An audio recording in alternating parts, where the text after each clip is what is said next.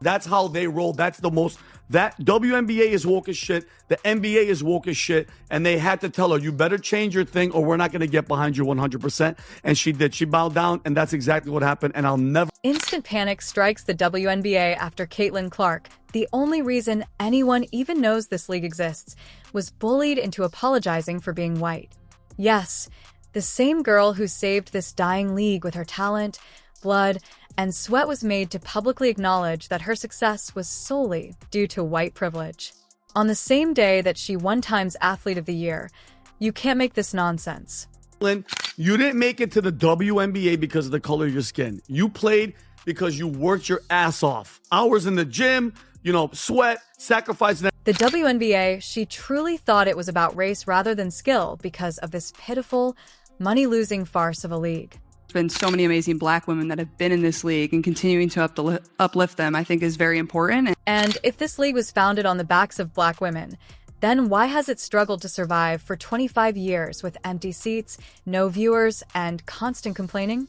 The WNBA is talented, resilient, but it is obvious that acknowledging the truth requires far more intelligence than these league officials have to spare.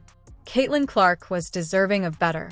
Been disrespected, snubbed, and talked about from people like Cheryl Swoops on a regular basis. Now, she brought the league's decaying corpse into the public eye, won her Athlete of the Year award, and quite rightly set 6 rookie records for franchise records and a single-game assist record with 19 dimes. Meanwhile, she was playing for the Indiana Fever A team, which no one gave a damn about until she entered the WNBA. Yes, it's that league you forgot existed until Caitlin Clark turned every game into must-watch television. WNBA is a zombie company that loses money year in and year out. Actually, I have good news. What? They were projected to lose $50 million this year. But because of Caitlin Clark and all her great success, they only lost $40 million this year. Hey. Let's go back to her time in college. The second most watched women's sports event in U.S. history, Iowa versus South Carolina, attracted 18.9 million viewers during March Madness because Caitlin made basketball fun. She didn't just play well, she made people care, which alone deserves a medal because, let's face it, the WNBA was about as relevant as a broken fax machine before her. What does the WNBA do in return for the person who single-handedly carried its worthless league? They smear her as a product of white privilege. Screaming and kicking into relevancy, Caitlin Clark is gifted and unaffected by race. She is not privileged. And while the 3-time MVP Aja Wilson claimed Clark's race was a huge contributor to her popularity, it doesn't matter what we all do as Black women. We're still going to be swept underneath the rug. They don't want to hear this truth. The WNBA is a $50 million money pit that has been on life support for decades. Without the NBA's financial infusions, the WNBA would have gone bankrupt before Y2K. They only lost $4 million this year due to Caitlin's ascent. What a success story. A $10 million failure discount summoned the parade. The WNBA doesn't operate like a legitimate business because, prior to Caitlin's arrival, most games had crowds so small that they could have been held in a high school gym, and the caretaker would have been content to sweep them up. After Caitlin put on her sneakers, every arena, whether home or away, was packed, tickets sold out, road games became events, and for the first time ever, the WNBA had a pulse. What did they do? They cried over her whiteness. Her success was twisted into some racial nonsense by players and experts who crept out of the woodwork. The woke brigade had a celebration after Caitlin embraced the white privilege narrative without even saying anything newsworthy. Her admirers rolled their eyes in the back of their skulls. Don't agree with victimhood mentality because we're Middle Eastern. Can you imagine? It's like, oh, we don't have white privilege. Their daddy is as Middle Eastern as it gets. We don't believe in that. Here's the thing. When Serena Williams ruled tennis, no one complained about her color. Instead, they congratulated her because talent speaks for itself. When Tiger Woods dominated golf, no one dubbed it black privilege. Bau's effort to explain Caitlin Clark's success on race rather than skill isn't just petty, it's pitiful. Caitlin Clark is a generational talent, Every endorsement deal she signs, every highlight she produces, earns the NBA will never succeed. It's never going to make money. It is a zombie organization. It does not have mass market appeal or provide value like Amazon and Jeff Bezos did. There's limited interest. Sports fans, 80% of sports fans are men. Zero interest in the WNBA. It's a lesbian. And the players who are complaining about Caitlyn are their own worst adversaries. Cheryl takes over AA instead of taking notes. Wilson and the others can't stop making fun of Caitlyn. Try earning her spotlight. She's not the NBA's problem, but rather its sole answer. She knows how to perform, connect with fans, and market herself. That's what celebrities do. While her teammates lamented like extras in her highlight video, Caitlyn Clark transformed the WNBA into a dialogue. People in WNBA, the executive team, thinks they did the right thing. They just effed up. They had a half of the population. The WNBA isn't built on the backs of black women. In fact, it's barely built at all. It's been limping along for more than 20 years, totally dependent on NBA welfare.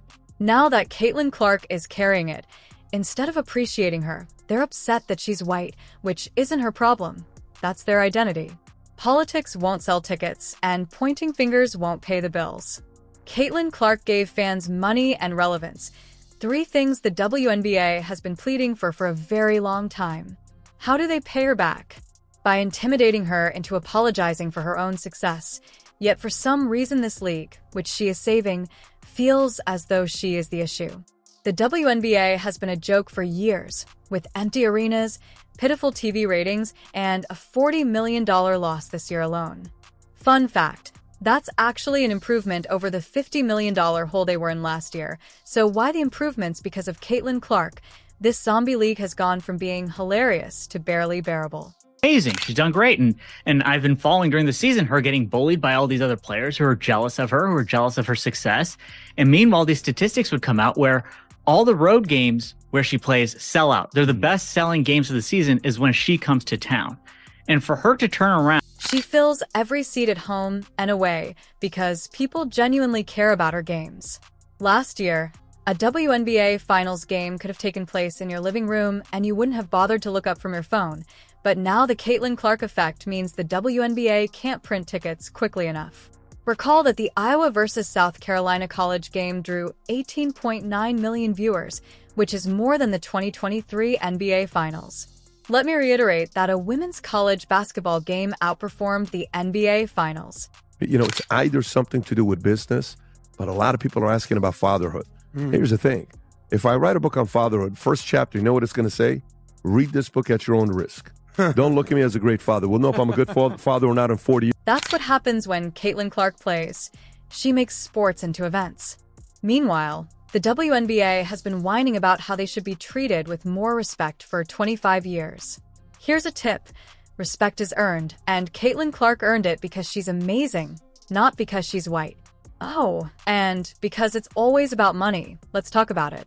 Caitlyn Clark just signed a monster deal with Nike worth $24 to $28 million. Why? Because brands like Nike don't throw tens of millions at players out of pity. They invest in stars who can sell, and Caitlyn Clark sells. She's marketable, likable, and absolutely electric to watch. Compare that to the WNBA, a league that's been on life support since it was born, surviving only because the NBA subsidizes 70% of its budget. Without that NBA cash, they'd have shut the lights off 20 years ago. Meanwhile, LeBron James makes $50 million a year in salary alone, and nobody bats an eye because he earns every cent of it, while the veterans sit there complaining like children who weren't invited to the cool party. Caitlyn Clark shows up, attracts fans, and reduces the WNBA's losses by tens of millions.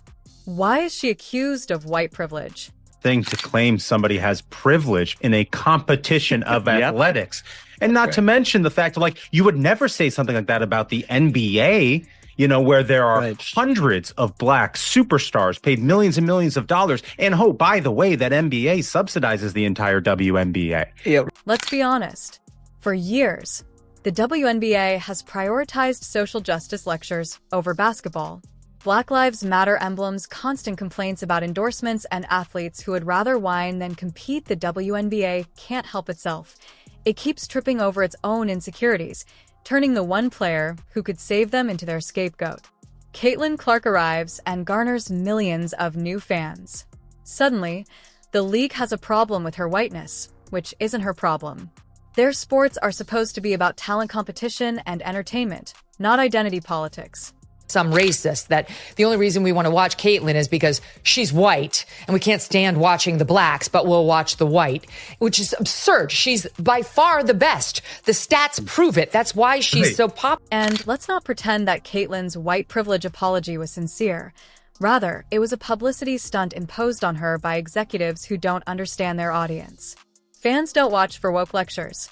Instead, they watch to see Caitlin Clark break records, drain threes, and do exactly what a superstar is supposed to do. Rather than applauding her, the league is turning her success into a racial issue.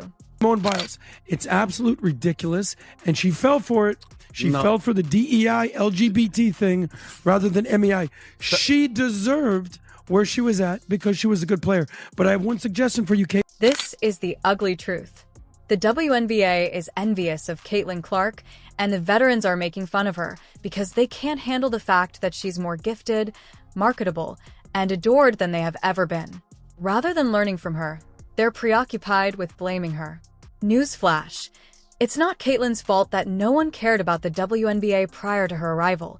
She didn't ask for the spotlight, but she damn well earned it. The WNBA should be worshiping the ground Caitlin Clark walks on rather than criticizing her for being white. Without her, the league would return to empty seats. Caitlin Clark is not the villain here. She is the hero, the reason arenas are packed, and the reason people are talking about women's basketball, making no headlines and losing even more money.